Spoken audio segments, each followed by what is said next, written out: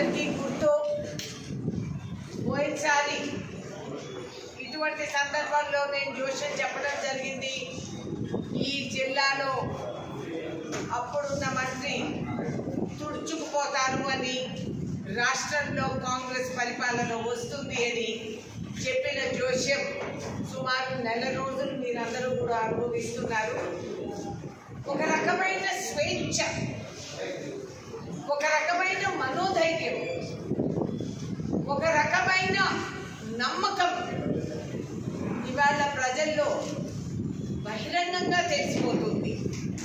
మాట్లాడితే ఏమవుతుందో, ఎంఆర్ఓ ఆఫీస్కి వెళ్తే ఏమవుతుందో, పాస్బుక్ ఇస్తే తిరిగి రాదేమో, ధరణిలో నా భూములు పోతాయేమో, అటువంటి భయాలన్నీ కూడా తొలగించేస్తారు రేవంత్ రెడ్డి గారు రాష్ట్ర ముఖ్యమంత్రి గారు అనేది మీరందరూ గమనించే ఉంటారు.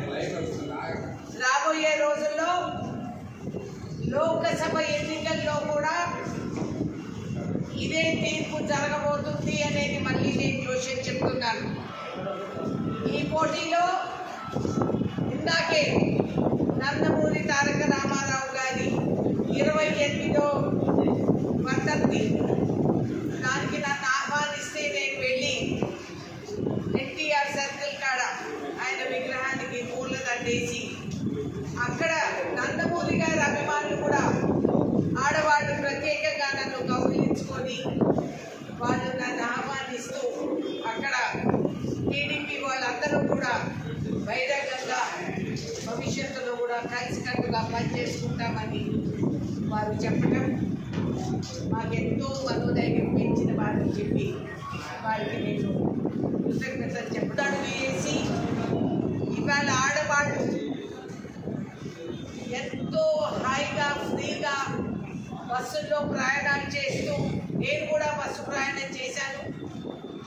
ఇక భవిష్యత్తులో బస్సుల్లోనే నేను తిరగదలుచుకున్నాను. చాలా సుఖంగా ఉంది. అదేవిధంగా చదువుకుంటే పిల్లలకి ఎంత పెద్ద సౌకర్యం, ఉద్యోగం చేసుకుంటే ఆడవాళ్ళకి పెద్ద బహుమతి, ఆ నెలాఖరికి ఎంతో అంతో ఆదాయం కూడా వాళ్ళ చేతిలో మిగులుతూ ఉంది. బస్సు ఖర్చు తగ్గిపోయింది కాబట్టి మగవాళ్ళ కంటే ఎక్కువ ఆడవాళ్ళు బస్సుల్లో వెళ్తున్నారు.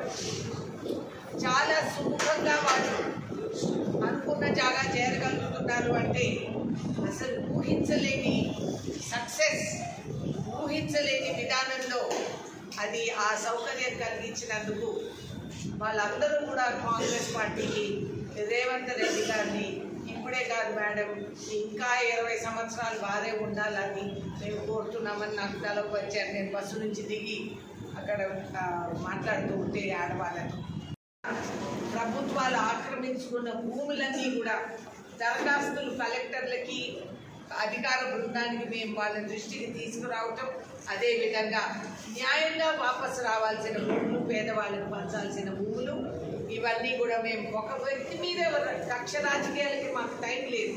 మేము ఒక వ్యక్తి గురించి కాదు, కానీ సామాజిక ధర్మం, సమాజ న్యాయం, ఈ సమాజ నిర్మాణం అని కాంగ్రెస్ పార్టీ పట్టే లక్ష్యానికి అమలు చేసే విధానంగా ఈ కార్యక్రమాలు జరుగుతూ ఉండగా ముస్తఫా అనే వ్యక్తికి, మా కార్పొరేటర్ మొహమ్మద్ యాసర్ ముస్తఫాకి నేను మనస్ఫూర్తిగా అభినందిస్తున్నాను, గర్వపడుతున్నాను.